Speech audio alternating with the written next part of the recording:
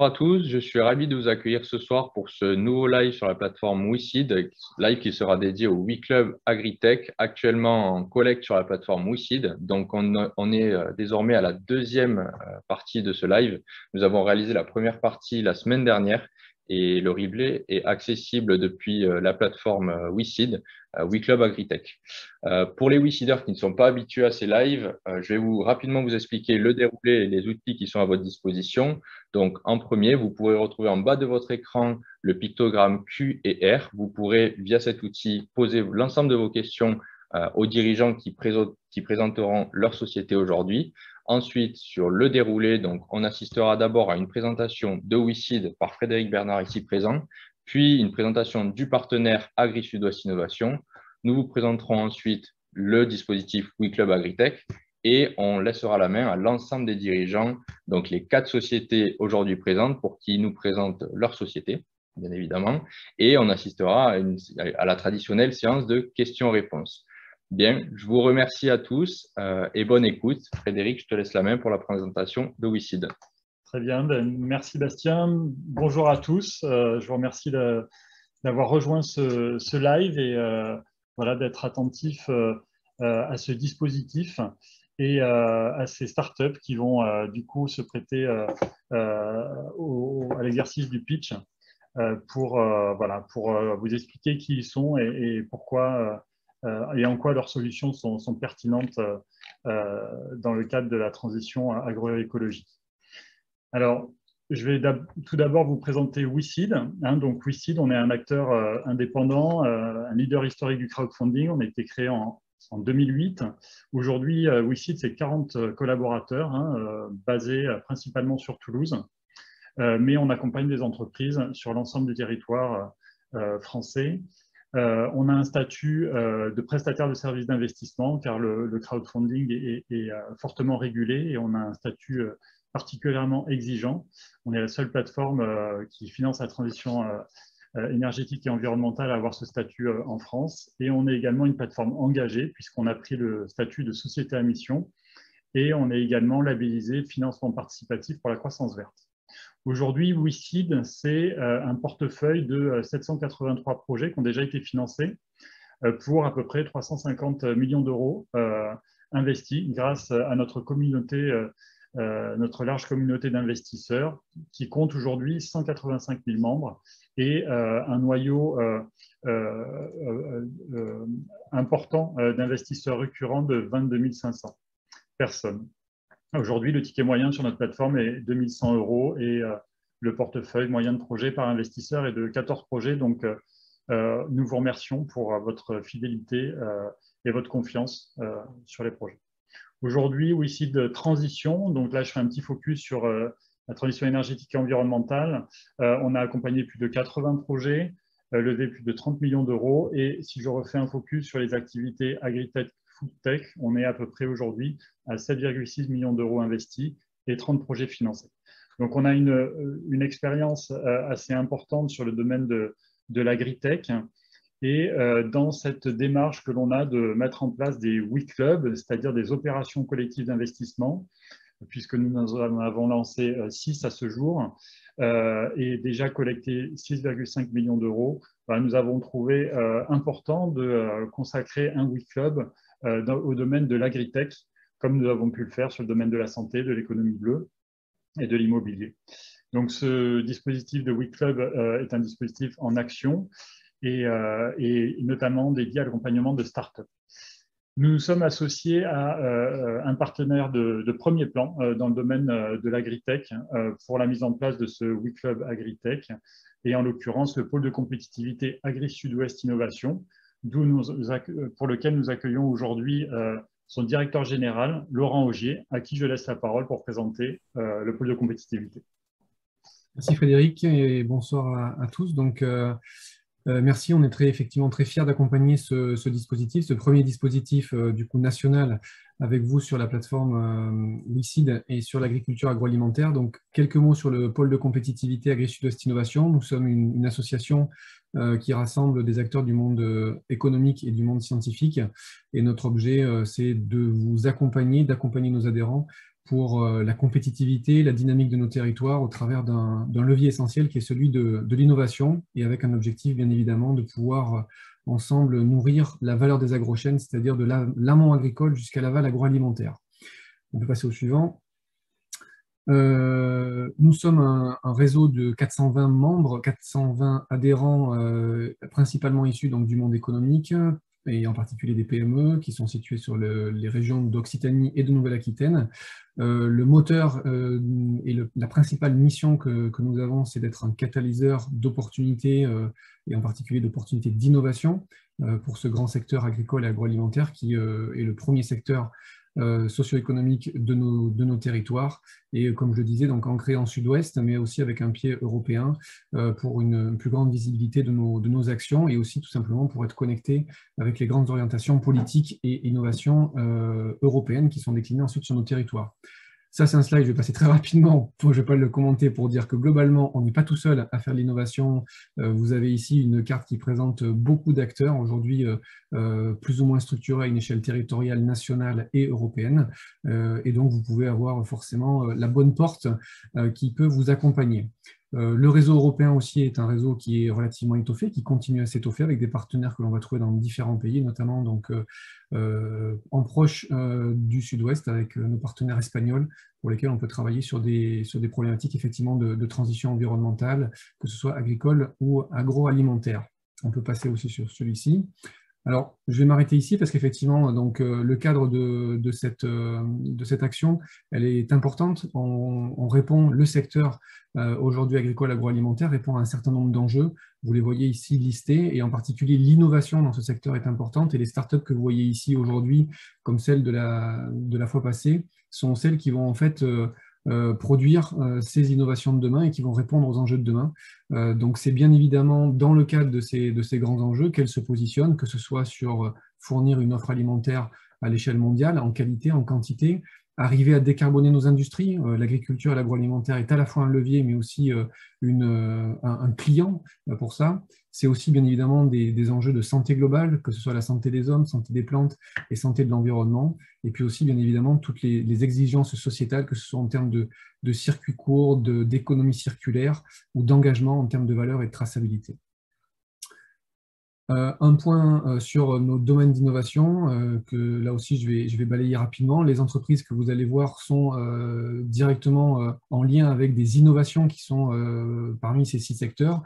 Donc ça peut aller des problématiques de transition agricole et de pratiques agroécologiques pour préserver nos ressources naturelles, que ce soit l'eau, le sol, mais aussi s'adapter au changement climatique, tout comme des solutions plus techniques pour trouver des alternatives aux phytosanitaires et aux antibiotiques pour les animaux, mais aussi le numérique, la robotique agricole, ou encore, si on va jusqu'à la distribution agroalimentaire, pour permettre d'arriver à trouver des bons modèles économiques et techniques sur, par exemple, la fourniture de produits en circuit court et de proximité. Ça, c'est notre équipe. Là aussi, donc, nous sommes une équipe de 15 personnes, basée donc, à Toulouse, Bordeaux, Montpellier et Poitiers, une équipe d'experts principalement, avec donc, des ingénieurs conseils qui accompagnent les adhérents sur les différentes thématiques et les différents questionnements qu'ils ont autour de l'innovation.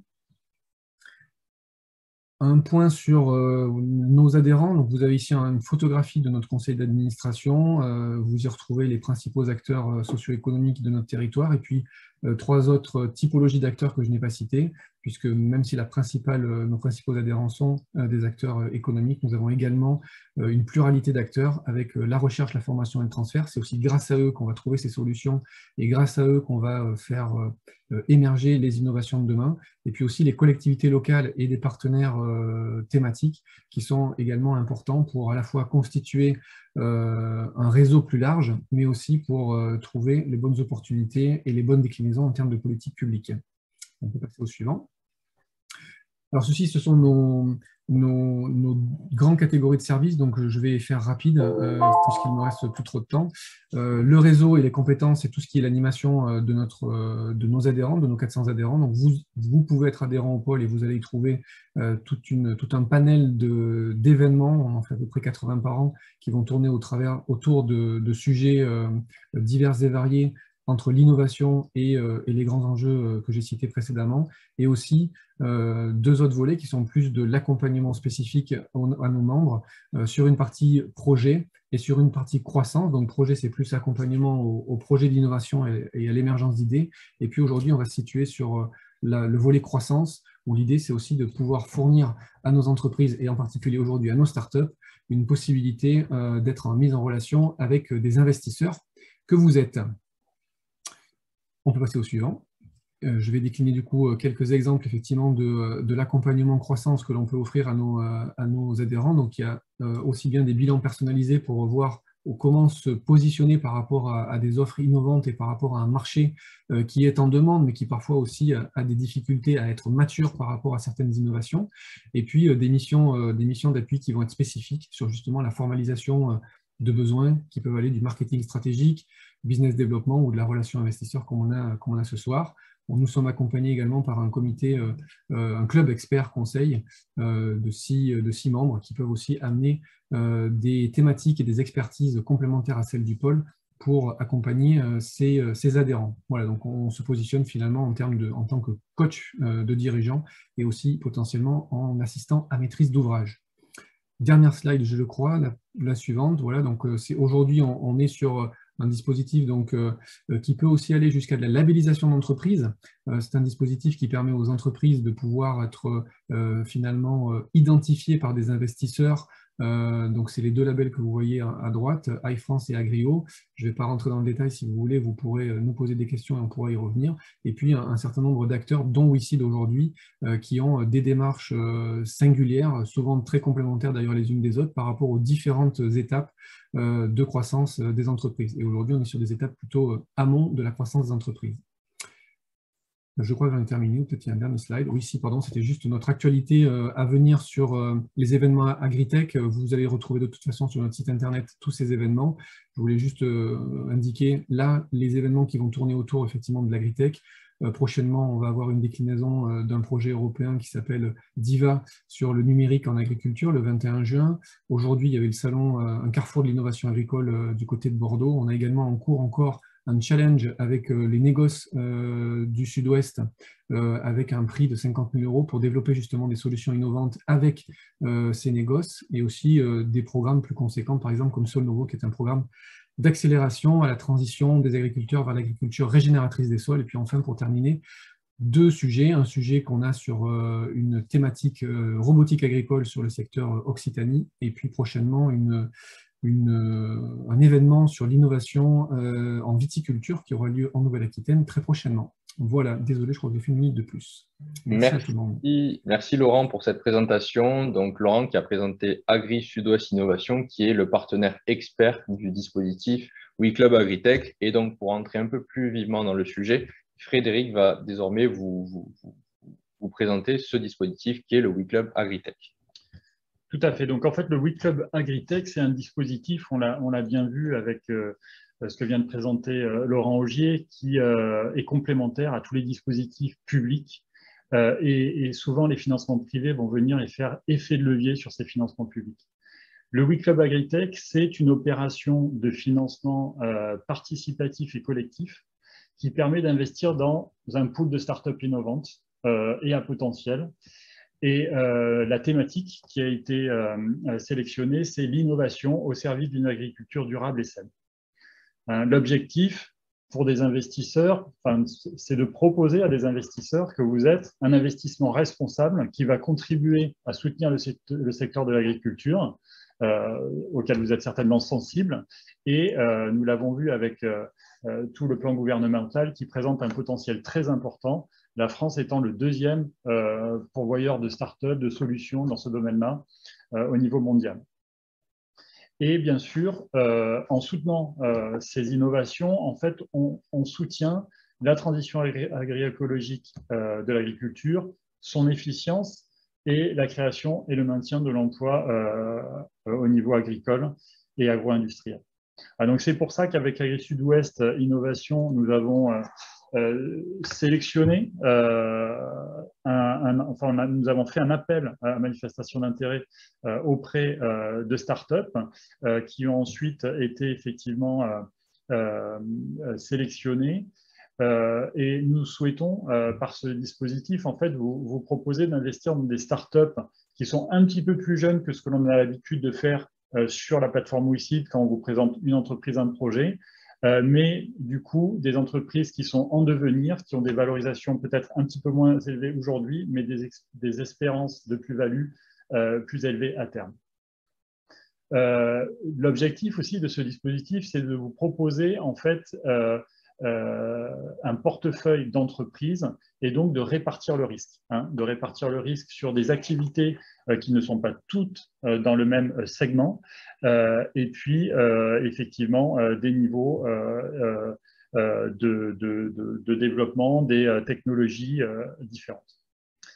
Nous avons effectivement mis ce partenariat en place avec le pôle de compétitivité Agri-Sud-Ouest Innovation qui vient conforter le potentiel de cette entreprise, notamment sur les aspects marché.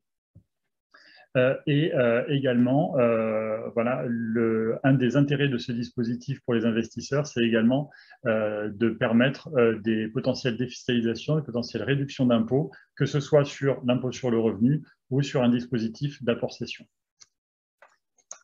L'objectif de ce WeClub AgriTech, c'est de collecter entre 750 000 et 1,5 million via une souscription unique pour accompagner ces 5 à 8 startups avec un ticket minimal de 1 000 €. Une holding financière sera créée qui viendra loger toutes les souscriptions et ensuite qui interviendra capitalistiquement dans chacun des projets. Le ticket par société est du coup d'environ 150 à 400 000 € et l'horizon de sortie, classiquement, comme on le fait classiquement sur d'autres opérations chez WeSeed, est de l'ordre de 5 à 8 ans. Les frais investisseurs sont réduits puisqu'on est dans une opération collective. Le fait de mutualiser effectivement cette holding financière permet d'abaisser les frais investisseurs à 2,9% par rapport à 5,9% que l'on pratique habituellement.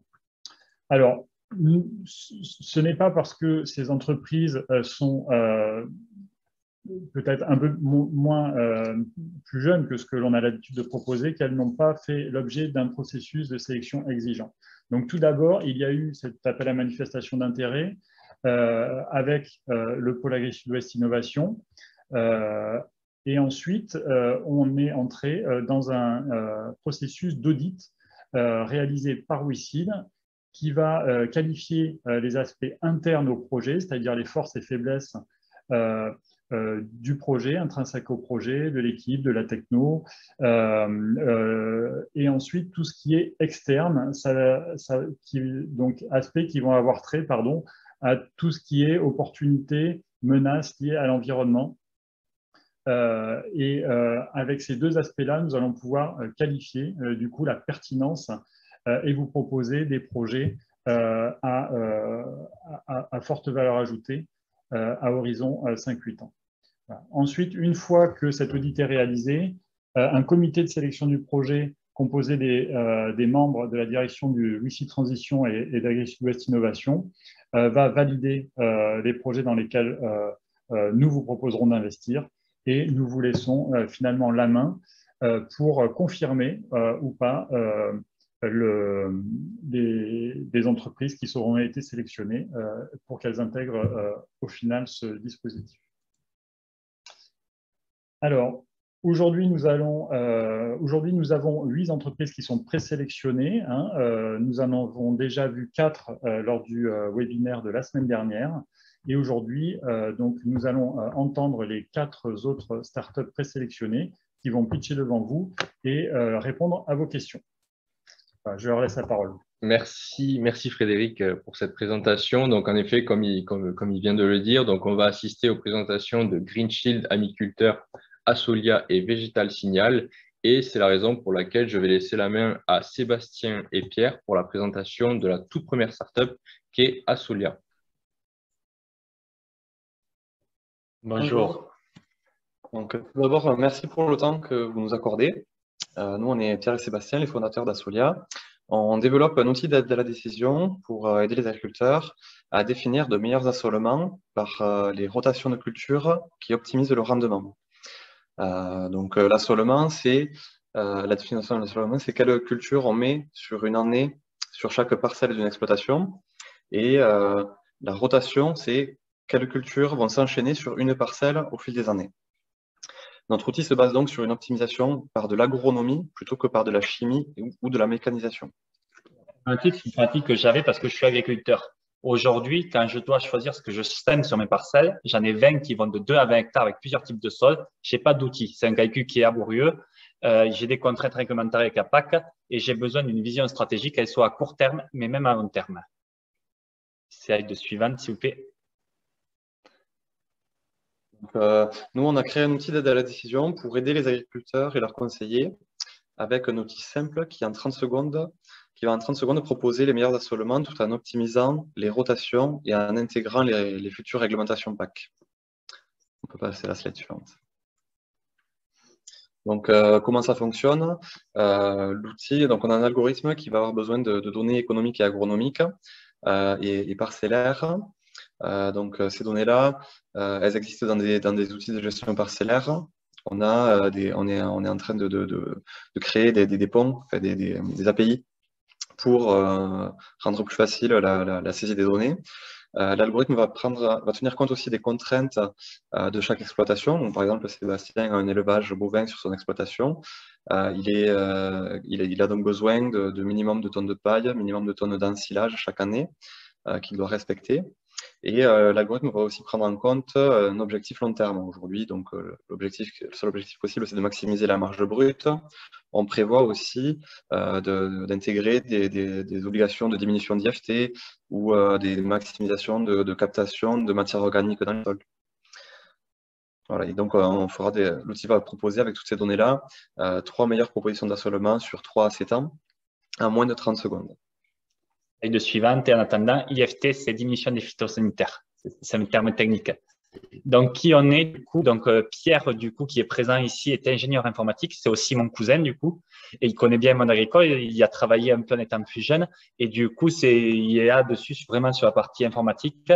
Quant à moi, je suis agriculteur. J'ai aussi une expérience en tant que technicien de l'autre côté de la barrière pour accompagner les agriculteurs. On a un troisième associé qui est aussi un cousin qui, lui, est ponctuellement en appui commerce. Aujourd'hui, avec Pierre, on détient 80% des parts de la société et on est accompagné par développeurs expérimentés, mais aussi commercial. Et on est une petite, du coup, équipe de 6 personnes aujourd'hui. Diapo suivante. Merci. Pardon, oui. Donc, il y a des avantages pour les agriculteurs et pour les structures de conseil. Donc, pour les agriculteurs, les avantages vont être d'augmenter les marges brutes, d'améliorer la résilience de leur exploitation, tout en assurant de respecter les contraintes. Pour les structures de conseil, ça va être un gain sur la captation et la fidélisation des clients, sur la logistique, et un gain de temps pour les structures qui offrent déjà un conseil sur la question de l'assolement. On peut passer à la slide suivante. Donc, aujourd'hui, quel est le marché? Alors, le marché, il faut savoir qu'en France, on a environ 300 000 exploitations. Sur ces 300 000, 100 000 peuvent être intéressés par Assolia. On a aussi des structures de conseil comme Vise, du coup. On en a plus de 2000 coopératives, plus d'autres là-dessus. Et en Europe, on sait que c'est 6 millions d'agriculteurs qui se posent la question de l'assolement. Nous, dans notre BP qu'on a prévu, on a l'objectif d'ici 2026 d'avoir 10 000 agriculteurs. Donc, si on met au rapport des 100 000 Français, mais aussi on a une vision européenne et 70 structures, du coup, qui sont équipées d'Assolia en 2026. Est-ce qu'aujourd'hui, du coup, l'agriculteur réfléchit seul. Il n'y a pas vraiment d'outil qui fait exactement pareil que nous. Mais on a des conseillers agricoles indépendants qui ont fait des tableurs Excel pour vérifier les hypothèses, mais on les voit comme des clients. Donc, si on passe du coup encore suivante, on a validé le marché. Et Pierre, du coup, sur la validation du marché, donc c'est un contrat de 5 ans qu'on a du coup signé avec Arteris. Arteris, c'est une des 10 plus grosses coopératives françaises. On a fait une preuve de concept avec eux. Les techniciens et les agriculteurs ont essayé l'outil, ils ont validé. Et donc, il va être déployé chez près de 50 techniciens et donc 2000 agriculteurs dans les jours qui viennent, vu qu'on a le lancement commercial demain. Et on a attaqué une phase commerciale depuis janvier qui avance bien. Aujourd'hui, on vient vous demander 400 000 euros de capital, du coup, via le WICID. On va utiliser ces fonds pour principalement 3 objectifs. Du coup, développement technique de l'outil pour répondre à toutes les spécificités françaises et européennes. Développement du coup commercial et marketing pour promouvoir l'outil, et aussi après des aspects plus traduction de l'outil, modèle agronomique, tous ces aspects-là du coup qui vont pouvoir être faits avec le financement. Vous avez déjà les financements qu'on a déjà obtenus à l'écran, le BE et le résultat prévisionnel du coup en 2026 avec un chiffre d'affaires qu'on espère à 5,5 millions. Aujourd'hui, humblement en 2021, on a déjà fait 115 000 euros de chiffre d'affaires. On vous remercie du coup et on est prêt à répondre à vos questions. Merci Sébastien, merci Pierre pour votre présentation. Peut-être avant, un petit reminder pour les WICIDers. Donc, vous pouvez poser vos questions à Sébastien et Pierre, mais aussi à l'ensemble des dirigeants via le petit onglet qui se trouve en bas de votre écran Q et R, et je me chargerai de leur poser. Donc, messieurs, on a 2 premières questions. La première, quel est le quorum requis pour que la startup soit financée? Donc là, je vais me charger d'y répondre. Donc, le quorum requis pour que la startup soit financée, c'est 50% des voix plus 1. Voilà, c'est une majorité simple. Ensuite, on a une autre question. Donc, merci pour votre présentation, messieurs. Quel est votre business model? Est-ce que c'est de l'abonnement? Est-ce que c'est de la vente one-shot? Est-ce que vous pouvez nous détailler un peu plus votre business model? Aujourd'hui, on a 2 grands axes. Le premier, c'est celui qu'on fait actuellement. C'est du coup de vendre ça à des structures de conseil avec un prix au technicien qui sera finalement utilisateur. Et donc, là-dessus, on est sur du modèle SaaS. Et après, on veut notamment, grâce à la levée, faire de la vente en direct, où là, ça sera finalement une vente à l'année à l'agriculteur en direct. D'accord. Merci beaucoup. Un outil d'aide à la décision pour les agriculteurs afin qu'ils puissent choisir du mieux possible ce qu'ils vont semer semble être une évidence. Est-ce qu'il existe aujourd'hui d'autres outils? Est-ce qu'il y a des concurrents sur votre marché? Aujourd'hui, non, il n'existe pas vraiment d'autres outils. La recherche a fait beaucoup d'outils, mais ces outils-là, en fait, la vraie question, c'est de savoir quel rendement je vais faire dans 3 ans. Et donc, ils ne sont pas d'accord à un quintal près du rendement, alors que finalement, l'agriculteur moyen qui est mon père, dans 3 ans, il veut savoir s'il faut mieux semer un soja plutôt qu'un maïs. Et donc, on est seul aujourd'hui sur ce créneau-là. D'accord, très clair. Et quel est l'impact agroécologique de votre solution? Donc l'impact agroécologique dans notre solution, en fait, va se traduire par la facilité d'intégrer de nouvelles cultures dans les exploitations. Donc aujourd'hui, pour intégrer une nouvelle culture dans une exploitation, c'est l'agriculteur qui doit prendre cette décision seul, et il est peu accompagné sur la manière de l'intégrer, c'est-à-dire sur quelle parcelle je dois le mettre, à quel moment je dois démarrer cette culture. Et donc, Asolia aiderait grandement là-dessus. Et niveau écologique, ça aurait un impact sur la biodiversité parce que le fait de faciliter cette intégration de culture dans les exploitations va automatiquement faire qu'il y aura plus de cultures dans chaque exploitation différente. Et donc, ça va augmenter la biodiversité. Et un autre point qu'a dit Pierre tout à l'heure dans sa présentation, c'est limiter la chimie à méca. Aujourd'hui, un agriculteur, finalement, la vente de ses cultures, c'est son produit, sauf qu'il est fait principalement à partir des charges. Les charges que sont la chimie et la mécanisation, donc achat, semences, engrais, phyto, et même les coûts de mécanisation. Et il y a un autre levier qui est l'agronomie. Cette agronomie, on la maîtrise finalement du moment où je sème, au moment où je moissonne, mais très peu, on valorise peu le capital sol, le capital de nos terres et la connaissance finalement d'une rotation, parce qu'aujourd'hui, avec les exploitations qui s'agrandissent, le calcul mental devient impossible. Et finalement, en travaillant les rotations grâce à Asolia, on va de facto diminuer l'utilisation de chimie et de mécanisation et donc d'impact carbone et sur l'environnement. D'accord, très clair. Peut-être une dernière question un peu générale pour clore cette petite séance de questions-réponses.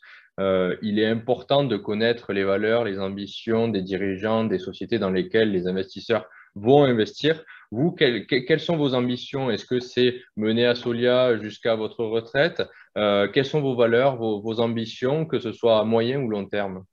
Alors, si je commence là-dessus, Je vous parle franchement. Du coup, quand j'ai été technicien, j'ai vu plein de super outils agricoles qu'on nous a pris à des lancements de campagne pour diffuser sur le terrain des agriculteurs.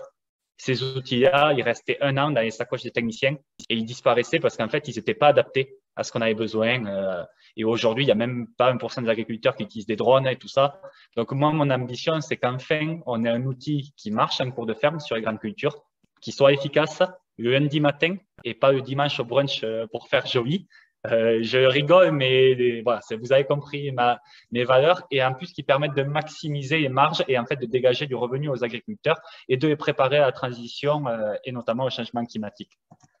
Pour ma part, donc moi je viens du monde informatique, j'étais dans les systèmes embarqués avant, dans l'industrie automobile et j'avais ce besoin d'avoir un projet qui me tienne à cœur dans mes valeurs, et des valeurs qui sont un peu écologiques, on va dire. Et donc, développer un outil qui aura un impact environnemental est très important pour moi. Donc, c'est pour ça qu'aujourd'hui, je fais partie de l'équipe Asolia, que je suis même le porteur de projet. Et après, quelle est notre ambition dans les années futures? Déjà que l'outil soit utilisé. Et si l'outil est utilisé, on aura le luxe de se poser plein d'autres questions. Voilà. Et on pourra y répondre dans un second temps plus profondément si vous êtes intéressés. Merci. Super. Merci, messieurs, pour votre pitch et pour vos réponses. Merci beaucoup. On passe désormais donc à la deuxième startup de ce webinaire qui est GreenShield. Et donc, la présentation sera réalisée par François Feugier, président de GreenShield, et Jean-Pierre Plonquet, directeur général de WeSeed. Messieurs, de GreenShield, pas de WeSeed. Je vous passe la même. Lapsus. Bonjour. Oui, donc François Feugier, en fait, je suis président cofondateur de GreenShield.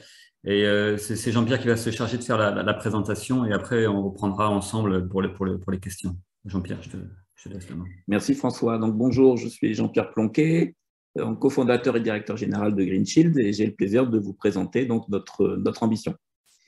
Alors nous sommes tous ici présents parce que la question de la transformation de l'agriculture nous touche avec la conviction que l'agroécologie est un bon horizon à atteindre.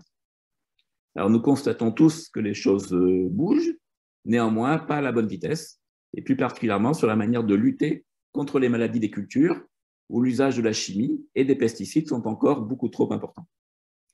Et donc, notre ambition, l'ambition de GreenShield, est d'apporter des solutions structurantes pour permettre à l'agroécologie de passer à l'échelle industrielle, par l'apport des mathématiques et de l'intelligence artificielle couplée à l'agronomie, avec un objectif précis, celui de maîtriser les risques liés au changement des pratiques, c'est-à-dire utiliser moins ou plus du tout de chimie, tout en préservant la productivité et donc les revenus. La page suivante. Alors, concrètement, nous mettons à disposition des solutions de surveillance agronomique et d'optimisation de la protection des cultures, permettant d'établir des diagnostics sanitaires précis et des stratégies alternatives et originales de traitement contre les maladies. Alors, ces solutions sont de 3 natures, comme vous le voyez sur le slide. Sur la colonne de gauche, nous développons des stratégies et technologies uniques et brevetées de réduction, alors de réduction jusqu'à plus de 50%, ou de remplacement des phytosanitaires, exemple les fongicides ou les insecticides, comme les traitements en motif antipercolation, le petit schéma du haut. Normalement, il y a une petite animation, il y a un petit gif qui fonctionne, et le désherbage de précision par laser, ce que vous voyez en bas, pour remplacer les herbicides, principalement dans le maraîchage. Sur la colonne du milieu, nous développons des suites logicielles mobiles et des dispositifs technologiques embarquables sur tracteurs ou robots pour la collecte de données agronomiques et la détection d'anomalies dans les cultures. Nous avons également la capacité d'intégrer des solutions de collecte de partenaires, nous allons le voir un petit peu après. Et sur la colonne de droite, l'ensemble de ces solutions est orchestré par une plateforme web, une plateforme SaaS, qui porte les modèles mathématiques prédictifs de GreenShield et pilote la mise en œuvre des nouvelles stratégies de traitement durable. Donc, toutes ces différentes solutions, toutes ces différentes solutions, à savoir les stratégies de protection des cultures, la collecte des données, les modèles mathématiques ou la plateforme web, sont les composants d'une véritable démarche de transition agroécologique maîtrisée, ce que nous proposons. Et pour en finir sur cette page, en milieu et en bas, peut-être que vous ne voyez pas, vous voyez le logo de Vegetal Signal, que vous allez avoir le plaisir d'entendre juste après. Donc, nous sommes en train de monter ensemble un partenariat technique et commercial, plein de promesses. Et nous étions d'ailleurs ensemble ce matin sur le terrain, sur les vignobles de la maison de Cognac Martel, pour lancer une expérimentation de détection présymptomatique du mildiou, ce qui est un sujet d'ailleurs absolument majeur pour la filière viticole. Alors, la page suivante. Voilà, donc après 3 ans de R&D, Green Shield met en marché en 2022 ses 2 premières offres. Alors, normalement, pareil, je précise qu'il y a une animation pour une simplicité de la lecture du slide. Donc, sur ces 2 premières offres, en priorité pour la filière viticole. Alors, sur la partie haute et centrale du slide, une première offre dite surveillance agronomique, qui est un véritable système industriel de surveillance et d'analyse de la santé des parcelles viticoles, avec pour objectif la prévention des épidémies, la mesure de l'impact des traitements et l'expérimentation de nouvelles méthodes de lutte contre les maladies. Vous retrouvez sur ce schéma les composants décrits précédemment, c'est-à-dire la mise en situation opérationnelle de la plateforme ou des capteurs de Green Shield de ses partenaires, intégrés dans l'itinéraire technique de l'exploitant ou de son conseiller. Tout ce que vous voyez ici, c'est relié avec des circulations de data temps réel recentralisées vers la plateforme pour donner l'information et alimenter les modèles de prédiction et les stratégies de traitement optimisées. En bas, une seconde offre dite Green Shield Lab pour compléter l'offre de surveillance agronomique par des prestations de conseils forfaitisés portant sur l'analyse poussée des données, le montage d'expérimentations pour qualifier des stratégies durables de lutte contre les maladies, telles les innovations de Green Shield ou de ses partenaires, ou bien des traitements, par exemple, à base de biocontrôle, biosolutions, qui sont des traitements moins performants qui décident d'être encadrés. Page suivante. Donc, ces offres vont se déployer prioritairement pour la filière viticole de manière progressive à partir de cette année 2022, avec l'objectif d'être accessibles pour l'ensemble des régions viticoles françaises en 2024. Alors, les offres de Green Shield ont la capacité de pouvoir s'adresser, donc nos clients, aux principaux acteurs de l'écosystème agricole, les grandes maisons de cognac ou de champagne, les grands domaines viticoles, les coopératives, mais aussi pour les équipementiers, distributeurs, prestataires de services ou institutions, telles les chambres d'agriculture. Et nous sommes très heureux de pouvoir vous annoncer nos premiers clients sur ces nouvelles offres. D'ailleurs, vous le voyez en bas du slide. Nous souhaitons également ajouter qu'on a un plan de déploiement business pour notre future offre pour les herbages laser de précision en maraîchage qui permettra de lever les premiers chiffres d'affaires clients à partir de 2024 sur un marché qui est à très, très forte traction. Il est important de vous informer que Green Shield a également des partenariats importants, alors pour des questions de confidentialité, notamment avec un leader mondial du luxe, ainsi qu'avec, à titre d'exemple, l'Institut français de la vigne et du vin, le centre technique viticole pour la viticulture en France, ce qui est très important pour solidifier, bien entendu, notre plan de développement. La page suivante. Voilà, donc notre programme de R&D et l'accueil de nos offres par l'écosystème agricole nous permet de présenter un plan de développement ambitieux, raisonné et ambitieux, pour atteindre 3% de part de marché en hectares fin 2025 en viticulture. Le modèle économique que nous avons retenu doit favoriser notre développement parce qu'il correspond aujourd'hui à un modèle bien connu adopté par l'écosystème agricole, à titre d'exemple, celui des stations météo, à savoir vente de matériel plus abonnement à une plateforme pour l'accès aux données. Nous avons également construit notre business plan en visant un équilibre d'exploitation en 2024. 2 derniers points importants à noter ici. Nous sommes donc dans un moment dans le processus d'un tour de table qui doit nous permettre de consolider principalement notre développement commercial et aussi, évidemment, renforcer notre R&D. Et nous souhaitons mettre en avant la qualité de l'actionnariat de Green Shield suite à un premier tour de table que nous avons fait l'année dernière, composé de personnalités. On pourra éventuellement l'expliquer dans les questions. Il y a un track record vraiment significatif. Et dernier slide, eh bien Green Shield, c'est aujourd'hui une super équipe. C'est 5 docteurs, 7 ingénieurs, 3 alternants, des partenaires qui travaillent avec nous au quotidien, une organisation optimisée pour mettre en avant notre expertise qui est reconnue et évidemment maintenant le développement commercial. Bref, une team engagée pour le développement d'une agriculture durable. Je pense que vous l'aurez deviné. Je vous remercie. Merci beaucoup Jean-Pierre pour cette présentation. Donc on va passer aux questions-réponses. Et donc la première question venant d'un spectateur, vous mentionnez un transfert de brevet. De quoi s'agit-il? Alors je vais peut-être répondre à celle-là. Donc en l'occurrence, le brevet pour le désherbage laser de précision est un brevet qui a été déposé en 2011 par moi en personne physique. Donc 2011, ça fait quand même un petit moment. Ce brevet-là va être introduit dans l'entreprise pour la valoriser. Et donc, tous nos actionnaires actuels, on a informé évidemment de la stratégie d'introduction. Et donc, s'il y a des intérêts, on pourra expliquer ça en one-to-one pour expliquer le fonctionnement de cette introduction du brevet. Et un second brevet qui a été déposé donc, par Jean-Pierre et par moi sur les traitements de motifs anti-percolation qui permettent de réduire les phytosanitaires de façon algorithmique. Et donc ça, c'est pareil, ce brevet-là sera aussi introduit de la même façon dans Green Shield. Très clair, merci beaucoup François. Une nouvelle question d'un spectateur. Donc c'est vrai que quand on est investisseur, on se pose pas mal de questions lors de l'entrée. Est-ce que le projet est assez dérisqué? Est-ce qu'il a pas mal d'opportunités? Et on se pose aussi la question de la sortie. Comment vous voyez la sortie des investisseurs à horizon 5-7 ans, qui est l'horizon du WeClub? Jean-Pierre, je pense que… Alors, sur cet aspect de la sortie, comment dirais-je, nous, c'est une question, on est motivé, François et moi-même et l'ensemble de l'équipe. Je vais dire, ce qui nous tire vraiment, c'est le sujet de l'intérêt général. Voilà, on est sur un sujet de société. Ça, c'est le premier point, je pense qu'il est important de noter.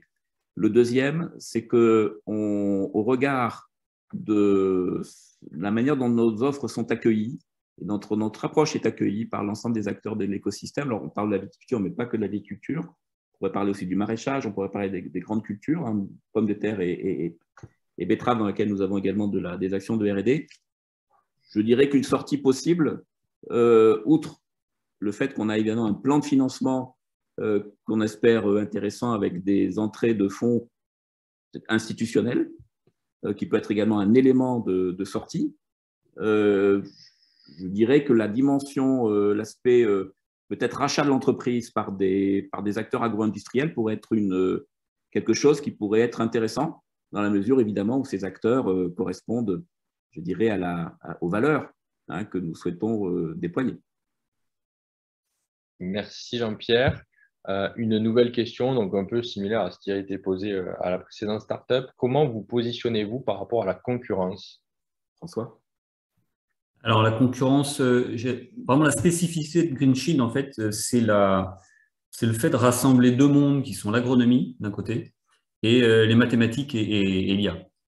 Et donc, on rassemble ces deux mondes-là dans le but de créer des stratégies innovantes de lutte contre les bioagresseurs, parce qu'évidemment, dans le monde où on est en ce moment, dans le contexte, impose la réduction ou le remplacement des phytosanitaires par d'autres stratégies, donc soit d'autres produits moins toxiques, soit d'autres méthodes de lutte.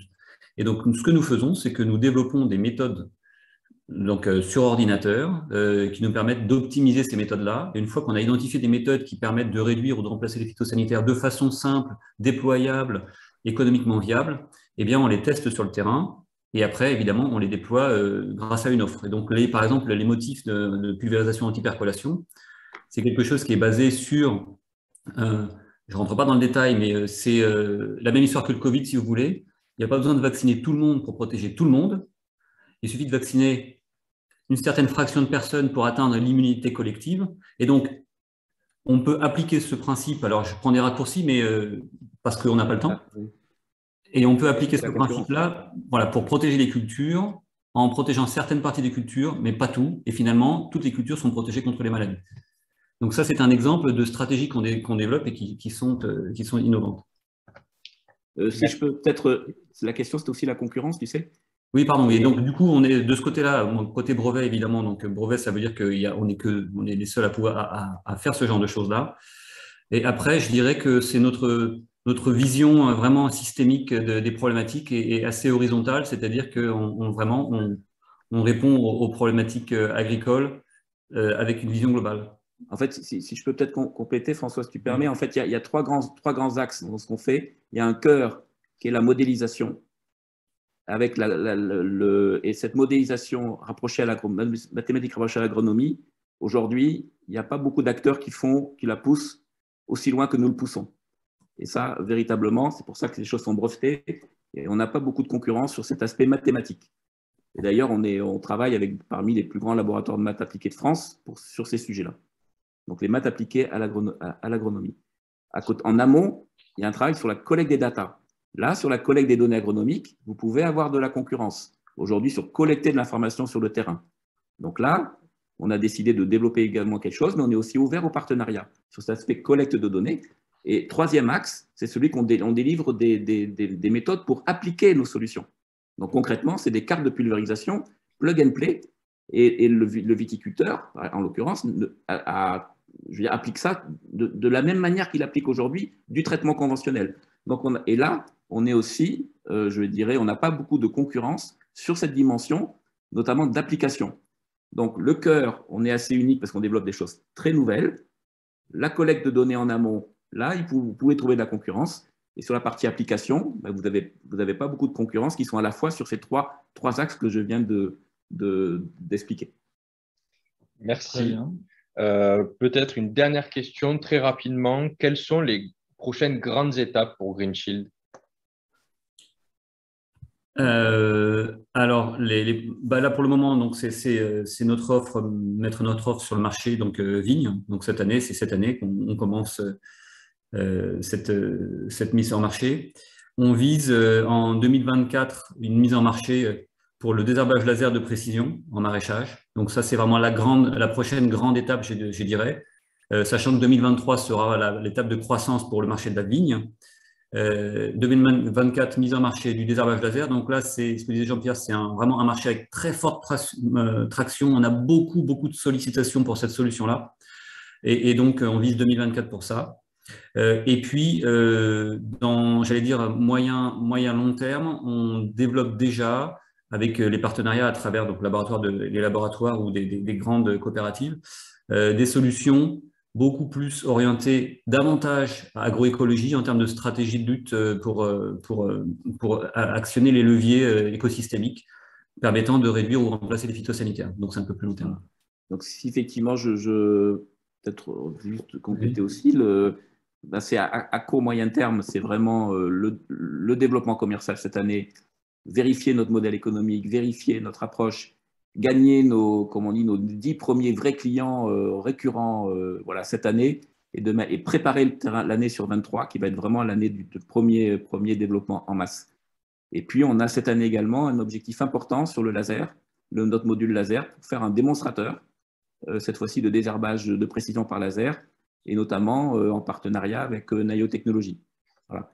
Donc ça, à très court terme, c'est, je dirais, s'ancrer dans le paysage viticole et réussir notre démonstrateur pour le désherbage laser de précision. Parfait. Merci, messieurs. Nayo Technologies, que l'on a déjà financé à plusieurs reprises, notamment sur WeSeed. Absolument. Merci beaucoup pour votre présentation et pour vos réponses. On va passer donc à la startup suivante, Vegetal Signal, et donc une présentation qui sera effectuée par Fabien. Fabien, je vous laisse la parole. Merci beaucoup. Merci pour cette opportunité. Je suis très, très heureux d'être dans cette présélection WeClub. Alors, je suis le fondateur de Vegetal Signal. Vegetal Signal, c'est une startup située à Bordeaux aujourd'hui et qui est active dans le monde de l'agriculture pilotée par les données. Alors, nous travaillons, nous, sur une donnée assez particulière. Vous avez à l'écran des signaux électriques, avec en haut des signaux électriques enregistrés sur un humain éveillé, et en dessous, les signaux électriques émis par un bananier, sans doute éveillé aussi. Alors, l'idée de départ de l'entreprise, c'est d'utiliser l'activité électrique des plantes pour suivre, alors c'est une activité qui donne certaines informations sur la biologie de la plante, et l'idée est d'extraire de l'information pour distribuer aux agriculteurs une information qui leur soit utile pour inventer de nouveaux itinéraires techniques. Voilà, grosso modo, le point de départ. Alors, il a fallu 5 années de R&D pour arriver à ce qui va être présenté par la suite. On peut passer au slide suivant. Notre métier aujourd'hui, c'est... Ouais. Est-ce que vous pouvez passer le slide, s'il vous plaît? Pardon. Voilà, notre métier aujourd'hui, c'est donc d'informer des agriculteurs au moyen de capteurs et d'algorithmes qui interprètent ces signaux des plantes, et ce sur 4 verticales aujourd'hui. On a une activité historique qui est très tourné sur le suivi du statut hydrique, avec l'utilisation de ce statut hydrique pour faire de la gestion d'irrigation. J'y reviendrai juste après. On travaille aussi sur la détection de maladies, et notamment le fait qu'on puisse faire de la détection présymptomatique de maladies pour impacter les itinéraires techniques phytosanitaires. On travaille sur des indicateurs de la biochimie de la plante, et en particulier des indicateurs qui entrent en compte dans la qualité et le rendement des récoltes. Et on a ces trois premiers sujets sont à destination immédiate des exploitants agricoles. On a un quatrième métier, si vous voulez, qui est plutôt tourné vers les semenciers, avec une activité de phénotypage, en particulier de phénotypage de traits, de robustesse et de tolérance à ce qu'on a appelé le stress climatique. Alors, immédiatement, pour passer à ce qui est concret, aujourd'hui, nous proposons un service accessible par abonnement. C'est un service qui comprend, de la même manière qu'on pourrait s'abonner à Internet, on s'abonne à un flux de données. Le premier flux de données qui est disponible sur le marché s'appelle Hydroscore, c'est un flux de statut hydrique de la vigne. Donc, quand vous abonnez à ce flux, vous recevez un matériel qui est compris dans l'abonnement, qui est un boîtier que vous voyez sur cette image, qui est un boîtier qui communique, qui collecte l'information électrique et qui la traite et qui vous adresse sur votre smartphone le suivi en temps réel du statut hydrique des plantes. Nous avons également comme second flux donc un flux de suivi du mildiou avec jusqu'à présent une performance de détection qui va jusqu'à 7 à 8 jours avant l'apparition des symptômes. Cette application est en bêta-test. Et ces bêta-tests impliquent notamment la société Green Shield qui s'est exprimée juste avant. Et nous avons un troisième flux qui est en cours de développement. Alors son modèle existe. On suit les paramètres de maturité d'une vigne, à savoir la teneur en sucre du raisin, l'acidité du raisin, les polyphénols et les anthocyanes. Donc tout ça à partir du même boîtier. Aujourd'hui, les modèles tournent. Par contre, on n'a pas aujourd'hui développé l'application permettant de le faire. Mais si vous voulez, à terme, le but est de pouvoir s'abonner depuis son téléphone. À partir du moment où on a un boîtier, on peut s'abonner à un flux, deux flux, trois flux, etc. Ça, c'est les applications qui sont aujourd'hui développées en vigne. Nous sommes occupés aujourd'hui à les transposer en arboriculture sur plusieurs types de cultures, plus spécifiquement les pommiers, les oliviers et les abricotiers. Mais nous avons d'autres relais de croissance. Le slide suivant, s'il vous plaît. Cette technologie, finalement, le fait d'aller puiser des informations dans les plantes, et c'était le slogan qui était présenté 2 slides au-dessus, qu'est-ce que vous voulez que vos plantes vous expliquent, eh ben, on soumet cette question-là à un certain nombre de grands acteurs de la filière agricole, et on leur demande, selon leur filière, quels sont les enjeux du moment.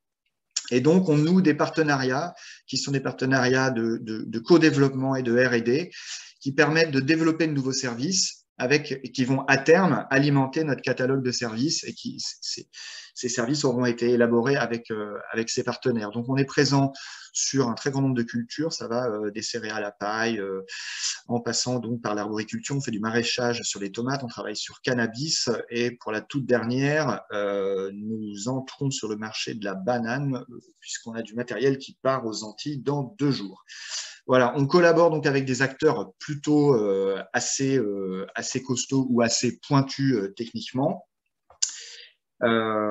Et voilà, et cela alimente évidemment notre chiffre d'affaires. Alors sur le slide suivant, on va justement arriver à la question du chiffre d'affaires. Donc le chiffre d'affaires est réalisé de 2 manières. Cette R&D participative, entre guillemets, qui permet de limiter le risque de R&D, notamment parce qu'on a un commanditaire, on a quelqu'un qui va distribuer aussi nos solutions derrière. On a les offres actuelles qui sont représentées sur la progression du chiffre d'affaires en vert foncé, et puis on a toutes les offres à venir qui sortiront de cette R&D participative. Alors, évidemment, on peut faire ça parce que dans le cadre de notre R&D, on a mis en place, on a industrialisé, si vous voulez, notre R&D, et donc on peut la présenter aujourd'hui comme un service. Alors, nos objectifs de croissance sont partiellement soumis à révision. Nous avons intégré il y a quelques jours le programme d'accélération Hectare et l'accompagnement de l'incubateur HEC.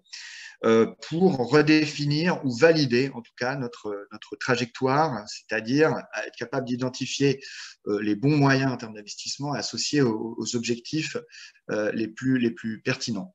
Donc on cherche à valider notre ambition, mais on sait que le potentiel de développement est extrêmement important, que ce soit sur le marché français ou à l'international, puisque nous avons déjà, enfin quand je dis déjà, on fait déjà 85% de notre chiffre d'affaires à l'export. Pour en être, nous en sommes arrivés là en brûlant entre guillemets 1,5 million et demi de cash. On a closé une dernière levée en décembre.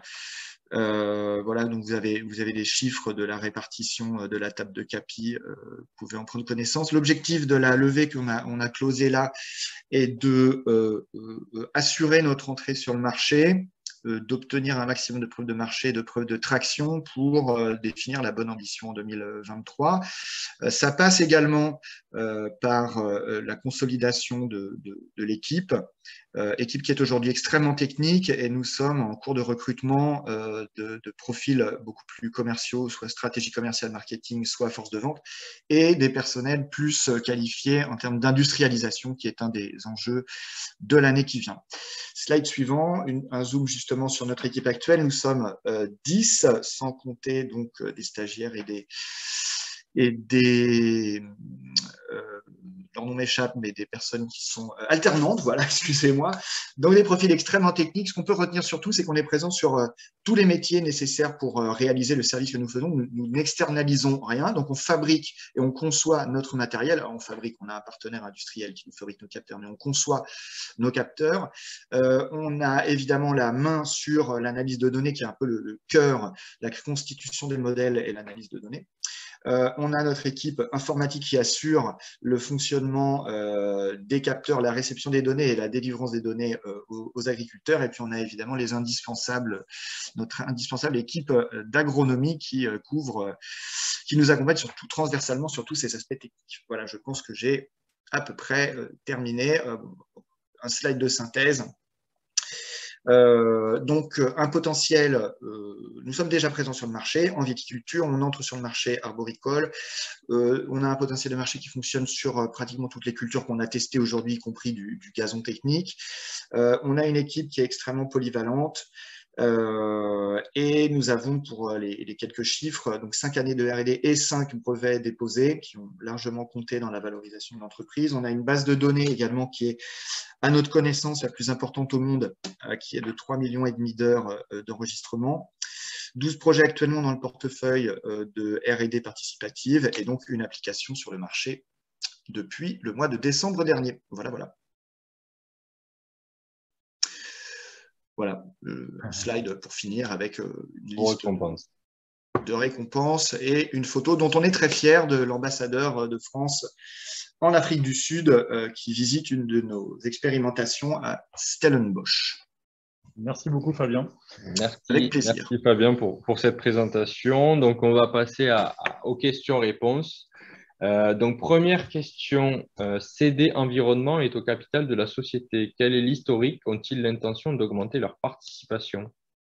Alors, CD Environnement est un partenaire extrêmement décisif dans notre histoire parce qu'il a cru en nous extrêmement tôt, à un moment où il était très compliqué de faire valoir cette idée qu'il existait une information présente dans les plantes. Aujourd'hui, CD Environnement est inférieur à 25 points et pour l'instant n'a pas ambition, et jusqu'au tour suivant, à augmenter sa participation. Par contre, il a évidemment une clause de non-dilution qu'il active tour après tour. Très clair. Et sur l'origine, peut-être, sur l'origine de leur entrée, vous disiez que c'était décisif, mais pour quelles raisons ils sont rentrés à ce moment-là? Quel est leur intérêt à eux? Alors, CD Environnement, pour ceux qui ne connaîtraient pas, est le pôle agriculture du groupe Veolia. Ils sont entrés avec 2 ambitions. La première ambition était relativement pratique, c'est qu'ils sont propriétaires d'une entreprise qui s'appelle Angibo et ils nous ont demandé de travailler sur le volet fertilisation. Donc, c'est un des volets avec lesquels nous collaborons avec eux et avec le groupe Veolia Recherche Environnement, Recherche et Innovation. Par ailleurs, les développements de nos solutions en termes de pilotage d'irrigation font sens plus globalement pour le groupe Veolia et son activité eau. Et donc, on a des projets de développement, soit sur un volet agriculture, avec des aspects d'utilisation d'eau de reuse, et également sur des marchés publics avec des marchés d'irrigation d'espaces verts en ville. Donc, comme, alors je ne l'ai peut-être pas précisé, mais on a montré l'année dernière que nos outils d'irrigation, enfin, nos outils de pilotage permettaient de produire, par exemple, en vigne, un raisin strictement identique à celui piloté par l'Institut français de la vigne et du vin. Donc, on avait une modalité pilotée par l'Institut et une modalité pilotée grâce à notre hydroscore. On a obtenu la même qualité de raisin, la même quantité de raisin et on a économisé 80% d'eau sur cette saison-là. Donc, on pense être en capacité d'apporter des rendements qui sont tout à fait significatifs tout en profitant d'une économie d'eau extrêmement significative également. Agroécologique, en effet. Est-ce que, au niveau de la société, est-ce que vous êtes accompagné par un advisory board? Alors absolument, je ne sais pas si vous avez mes annexes. Non, là, on n'a pas les annexes. Là, eh bien, il y avait une annexe au cas où. On a effectivement un advisory board. Alors, les 4 principales personnes sont une docteure en neurosciences qui nous suit sur les aspects neurobiologiques, car c'est un sujet assez important pour nous. On a Thomas Le Winner, qui est un très grand expert de réputation internationale en machine learning et intelligence artificielle. On a un diplômé du MBA de Harvard qui nous suit sur des aspects de business stratégie. Et puis plus récemment, on a reçu le soutien d'un groupe qui s'appelle l'Innovation Cycle, qui est un groupe bruxellois d'anciens capitaines d'industrie, on va dire, belges, et on bénéficie du soutien donc, dans notre advisory board de 2 très hauts top managers, enfin top CEO, en l'occurrence l'ancien CEO de Solvay et l'ancien CEO de Hutchinson. Merci beaucoup. Une dernière question, un peu similaire aux 2 premières startups. Qui sont vos concurrents? Comment vous vous positionnez vis-à-vis de la concurrence? Alors, nos concurrents sont ceux du domaine de l'agriculture pilotée par les données, c'est-à-dire finalement tout ce qui peut produire de la donnée à l'échelle locale pour produire des itinéraires techniques optimisés localement. Les principales différences sont que nous avons un outil qui est présent en permanence sur site, qui est branché dans la plante, donc il ne fait pas de la mesure de sol, de météo. Il évalue vraiment le statut de la plante à partir de sa biologie, ce qui lui confère une grande fiabilité. Il se base sur un hardware qui est relativement simple dans la mesure où la donnée qu'on intercepte, c'est du flux électrique. Or, l'électronique brasse très bien, manipule très bien les flux électriques. Donc, on a une conception, si vous voulez, robuste et assez simple au niveau du hardware, ce qui permet de l'amortir très rapidement. Et ce hardware permet d'accéder à des flux de données qui sont multiples, hein, comme je disais, du statut hydrique, du statut maladie, du statut qualité, etc., etc. Donc, je pense que l'une des originalités tient à ça. Elle nous permet notamment de fournir une donnée à un coût extrêmement modeste. En tout cas, notre ambition est de fournir cette donnée à un coût très modeste par rapport à notre concurrence. Aujourd'hui, l'offre qui a été positionnée, c'est un abonnement de 300 € par an sans achat de matériel, par exemple. On a l'ambition d'avancer dans la compression de coûts pour rendre cet abonnement encore plus accessible. Notre ambition est de toucher le plus large public possible. Merci Fabien pour votre intervention et pour vos réponses. On va désormais passer à la toute dernière startup de ce webinaire qui est Amiculteur et qui sera donc présentée par Ambroise Garnier, cofondateur. Ambroise, je vous laisse la parole. Oui, bonjour à tous. Merci à WICID et à Agri-Sud-Ouest Innovation de nous donner l'occasion de présenter Amiculteur à l'occasion de ce Club Deal Agritech. Voilà, donc Amiculteur, c'est une initiative qui est née de l'expérience de ses fondateurs. 3 des cofondateurs sont agronomes de formation et on a travaillé en proximité avec des collectifs d'agriculteurs. Voilà, moi j'ai eu l'occasion par exemple d'accompagner des collectifs dans la transition agroécologique. Jean-François a été animateur, conseiller technique auprès de groupes d'agriculteurs. Gaël a travaillé avec des agriculteurs qui portaient des projets de méthanisation collective. Et puis le dernier cofondateur, Fabien, lui vient du monde du numérique. Il est chargé de développement de projets numériques. Il apporte sa compétence numérique au projet. Et on partage en fait une ambition commune, hein, c'est d'accompagner les groupes d'agriculteurs qui innovent sur le terrain, qui portent des pratiques agroécologiques, à les diffuser, à se coordonner entre eux et finalement à innover en collectif. Voilà, des possibles. Donc, l'agriculture de groupe, c'est quelque chose qui est parfois méconnu. Hein. Il faut savoir qu'il y a en France 25 000 collectifs d'agriculteurs, que 2/3 des agriculteurs appartiennent à au moins un groupe. Et il y a une diversité de types et de collectifs d'agriculteurs qui font en fait la richesse aussi de l'agriculture française. Hein. On va trouver des groupes de progrès. Alors, c'est des petits collectifs d'agriculteurs, hein, généralement autour de 15-20 personnes, qui se regroupent pour se former, progresser ensemble, tester des innovations sur le terrain, et puis aussi justement comment dire, adapter des innovations techniques à leur contexte. On va trouver aussi des collectifs qui vont mutualiser des moyens et des services, comme les CUMA. Les CUMA, c'est les coopératives d'utilisation du matériel agricole. Donc, c'est des agriculteurs qui achètent du matériel en commun et qui se coordonnent pour l'utiliser. En termes de transition agroécologique, c'est des collectifs intéressants aussi, puisqu'il y a beaucoup d'innovations qui passent par le matériel agricole, les herbages mécaniques, des choses comme ça. C'est ces collectifs qui les portent, et c'est aussi avec ces collectifs qu'elles se construisent, et c'est par ces collectifs qu'elles se diffusent surtout. Voilà. Et puis le dernier type de collectif aussi qu'on va adresser, c'est des organisations de filières. Ça peut être des filières AOP ou des filières locales qui se mettent en place sur le territoire. Voilà. Donc ce qu'on retient, nous, voilà, de notre expérience, c'est que des collectifs dynamiques, c'est quelque chose qui est essentiel pour de nombreuses structures agricoles, et c'est un enjeu stratégique clé. Hein. Voilà. Diapo suivante, s'il vous plaît. Voilà. La problématique qu'on voit sur le terrain, c'est que faire vivre ces dynamiques collectives, c'est pas évident. Hein. Faire vivre des collectifs en général, c'est toujours un engagement de l'animation, mais avec des collectifs d'agriculteurs, il y a aussi des spécificités liées aux collectifs d'agriculteurs, c'est-à-dire que les agriculteurs, ils sont pas toujours disponibles pour être présents en réunion. Ils peuvent être aussi distants les uns des autres dans certains secteurs, sur certains types de production. Ils se voient pas régulièrement, donc c'est compliqué d'assurer la dynamique entre les réunions, et l'animateur doit aussi faciliter les échanges entre les réunions. Et puis ces collectifs ont aussi besoin, pour un certain nombre d'entre eux, d'échanger, de capitaliser un certain nombre de données techniques ou de retours d'expérience de terrain, et souvent ça c'est compliqué. Voilà. Nous, ce qu'on constate, c'est que sur le terrain actuellement, ce qui est utilisé entre des réunions pour animer les dynamiques de groupe, c'est des outils qui ne sont pas forcément complètement adaptés, du WhatsApp, du SMS, du mail.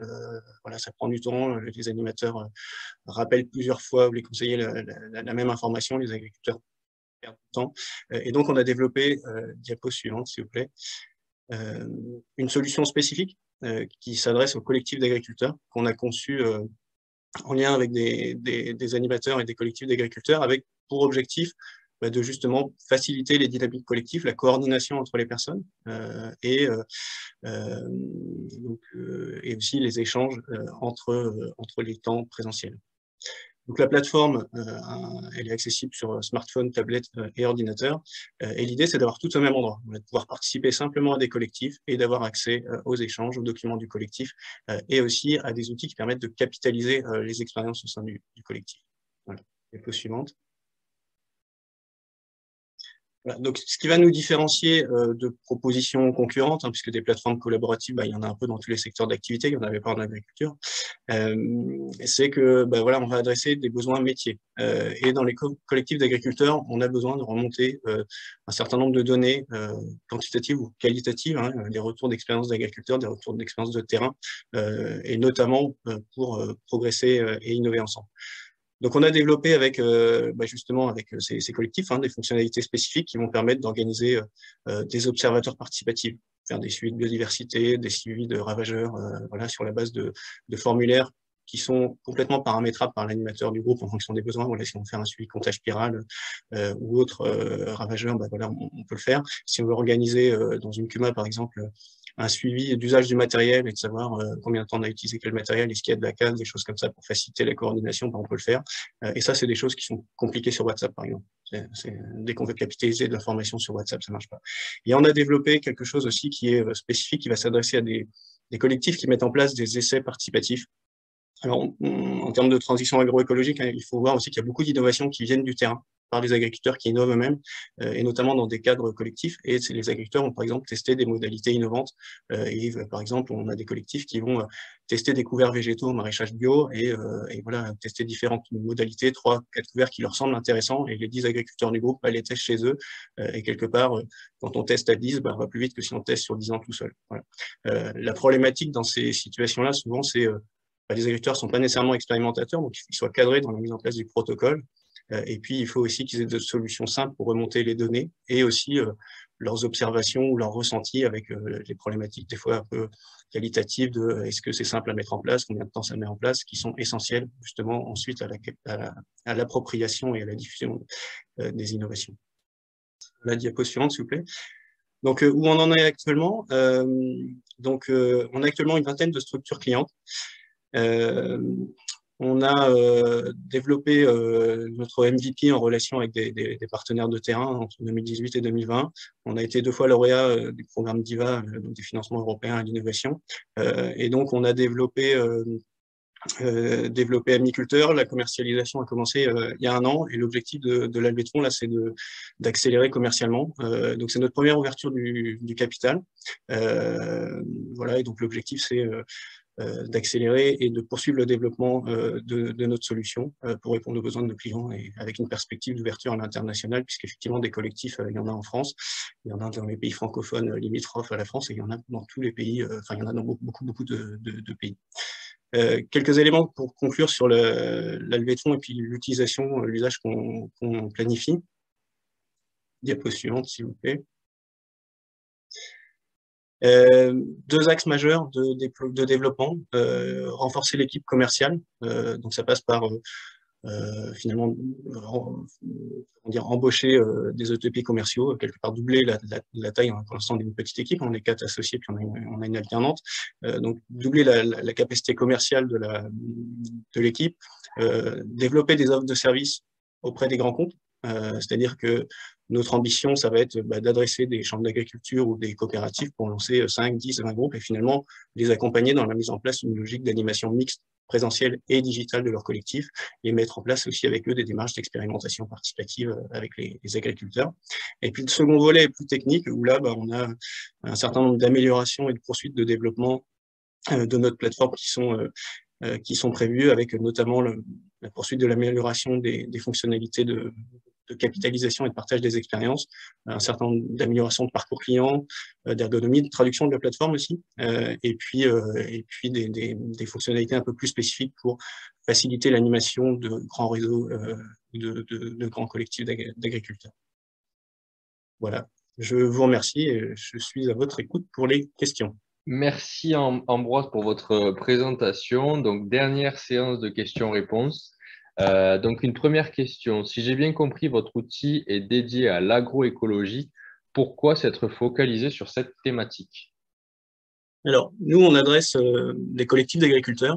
Et les collectifs d'agriculteurs peuvent avoir plusieurs besoins. On a des collectifs qui utilisent Amiculteur essentiellement pour le côté coordination, organisation des échanges. Mais la dimension agroécologique, finalement, elle est maintenant présente, je dirais, dans quand même la majorité des collectifs. Et la plateforme est, complètement paramétrable en fonction des besoins du groupe. Et donc, voilà, quand on met en place des logiques d'expérimentation, on peut avoir des logiques d'expérimentation agroécologique de rupture ou d'autres un peu plus, dans la continuité. Donc, voilà, on adresse les collectifs agricoles et la plateforme est aussi, parce qu'en fait, on est convaincu de ça, c'est que l'agroécologie passe par les collectifs, par la coordination entre les personnes, et nous, c'est ça qu'on veut faciliter. Mais pour autant, voilà, on a des clients qui utilisent Amiculteur sans forcément se dire on va mettre en place une plateforme pour faire de l'agroécologie. Très clair, merci. Une nouvelle question de nos spectateurs. Combien avez-vous de clients? Quels sont leurs profils? Vous parlez de structure dans votre présentation. Ce ne sont pas des agricultures directement, pour une interrogation? Non, tout à fait. Donc effectivement, on a 20 clients. Donc nous, on adresse en fait, ça me permet d'expliciter le modèle économique que je n'ai pas forcément explicité dans la présentation. On vend des abonnements aux structures en fonction du nombre de groupes qu'elles abonnent et de la taille des collectifs. Et puis le deuxième volet de notre offre commerciale, c'est d'accompagner les animateurs, faire du coaching d'animateurs pour mettre en place des logiques d'animation de groupe mix présentiel digital. Donc nos clients, c'est des structures agricoles, ça peut être des chambres d'agriculture, ça peut être des instituts techniques dans le cadre de projets de R&D qui animent aussi des démarches de terrain. Ça peut être des organisations de filières AOP. Ça peut être, voilà, c'est tous les logos qu'on a vus sur les premières slides. Là, c'était des clients, quoi. Voilà. D'accord. Donc, on touche différents types d'agriculture, du maraîchage, grande culture, élevage, parce que finalement, la dynamique collective, on la trouve, elle est assez transversale au monde agricole, quoi. D'accord. Donc, il y a bien une animation, un service de modération sur votre solution aujourd'hui.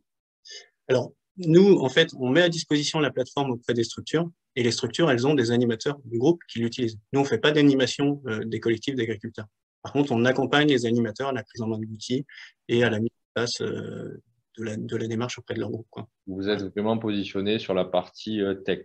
Et du coup, donc, étant donné que vous vendez ces abonnements à ces structures, c'est ces structures qui vous payent ou alors ils reportent en fait ces frais sur les agriculteurs? Qui sait in fine qui va payer en fait ces abonnements? Alors, c'est les structures parce que Amiculteur, pour elles, ça a plusieurs intérêts. C'est déjà, c'est un outil au service des accompagnateurs, des conseillers. Alors, quand on paye un conseiller toute l'année, finalement, l'abonnement pour qu'il fasse son métier de manière efficace, voilà, c'est intéressant. Ça permet aussi au groupe d'être plus dynamique. Et des groupes dynamiques, tout le monde a de l'intérêt.